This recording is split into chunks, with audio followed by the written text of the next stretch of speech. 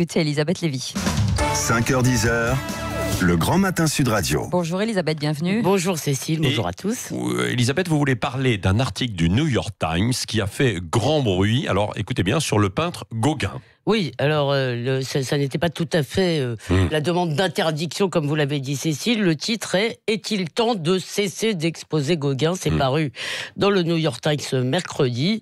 Et ça parle d'une exposition qui a lieu à la National Gallery de Londres qui s'appelle « Gauguin Portrait » où il y a beaucoup de grands portraits de l'artiste. Alors ce qui est en cause, c'est le goût du peintre pour les très jeunes filles de Tahiti, contrée vers laquelle il est parti chercher l'inspiration en 1891 et où il a engendré quelques descendants. Commentaire du New York Times. À notre époque de sensibilisation accrue aux questions de race, de sexe et de colonialisme, les musées doivent réévaluer son héritage. Un peu plus cash, la fondatrice d'un musée en ligne résume « C'était un pédophile arrogant, surestimé et condescendant ». Ouais. Bon, mais alors, oui. Alors, Gauguin étant un recordman en termes d'entrée, les musées se bornent pour l'instant à parsemer les expositions d'avertissements comme celui-ci que je vais vous lire. Nul doute que Gauguin a tiré parti de sa position d'occidental privilégié pour profiter de toutes les libertés sexuelles dont il disposait. Ah, donc il y a ces avertissements.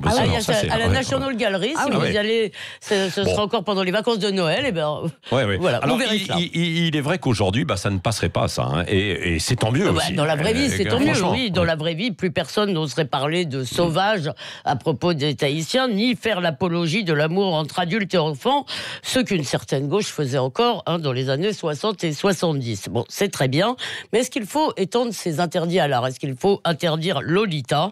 Je n'en suis pas sûr. La fiction n'est pas là pour nous faire la morale, elle est là tout de même pour nous dire la vérité et sur la comédie humaine et au passage peut-être nous montrer nos fantasmes les moins avouables. Alors en plus les censeurs d'aujourd'hui ne veulent pas simplement normaliser l'art d'aujourd'hui. Ils étendent leur inquisition à tout le passé, toute l'histoire évidemment à leurs yeux, toute l'histoire de l'art occidental est coupable.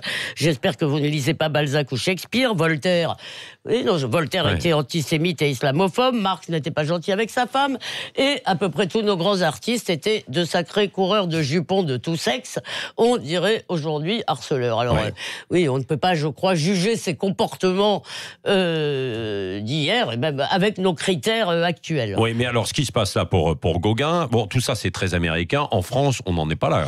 Oui, écoutez, j'admire, j'aimerais avoir votre optimisme parce que cette nouvelle forme de censure ne cesse en réalité de progresser. Déjà, il y a beaucoup de gens qui demandent et obtiennent parfois par petits bouts qu'on expurge les manuels scolaires de tous les auteurs homophobes ou sexistes. Et évidemment, ça fait beaucoup. Quant à l'art d'aujourd'hui, il doit être moral. On nous dit, il faut qu'il serve les bonnes causes, comme ses auteurs. Par exemple, à partir de 2020, Delphine Ernotte, la patronne de France Télévisions, a décrété qu'il y aurait la parité, c'est tout de suite, ça commence l'année prochaine, pour les réalisateurs de fiction. Un réalisateur, une réalisatrice. Donc si on vous choisit, Cécile, pour faire un film, eh bien ce ne sera pas pour votre talent, mais parce que si, ce sera pour son talent. J'espère, mais le doute, sera là néanmoins. Et bientôt, on nous dira dans la foulée, ça, on ne se contentera pas des auteurs, on nous dira attention, il faut montrer une bonne image de la femme, donc il n'y aura plus de menteuses, plus de tueurs et plus de tueuses et plus de grandes hystériques comme Anna Karénine. Alors, je vais tout de même rejoindre votre optimisme, Patrick. On n'en est pas encore là, effectivement, parce que il y a des groupuscules qui sont aussi bruyants que minoritaires et ils réussissent à empêcher, par exemple, beaucoup de cinéma de projeter, j'accuse.